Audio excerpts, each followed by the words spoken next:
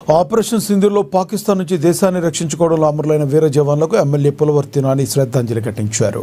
చంద్రగిరి నాగాలమ్మ గుడి వద్ద నుండి టవర్ క్లాక్ వరకు త్రివిధ దళాల పరాక్రమాన్ని కీర్తిస్తూ భారీగా తిరంగా ర్యాలీ చేపట్టారు.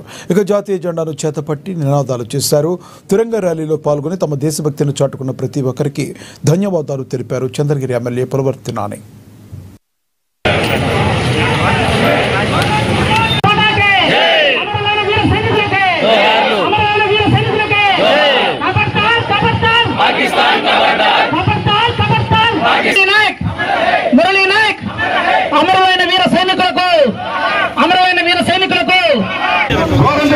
మురళీ నాయక్ గారు చనిపోయారు.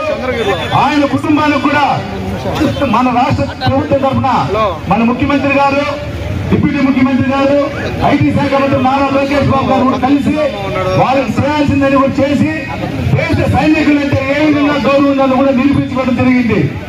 ఇవన్నీ కూడా ఒకసారి ఆలోచించేది ఒక విధమైతే మన ప్రజలు, మన పౌరులందరూ మనందరూ బాగుండాలంటే భారతదేశంలో మనం భారతదేశాన్ని కాపాడుకోవాలి. దాని ప్రతి ఒక్క ప్రజలు కూడా భాగస్వామై మతాల అతీతంగా ఈరోజు ముస్లిం సోదరులు, క్రిస్టియన్ సోదరులు, అన్ని హిందూ సోదరులు అందరూ ఈరోజు ఏకత్వంలో భిన్నత్వంగా మనం అందరూ ప్రవర్తిస్తూ ముందుకెళ్తున్నాం.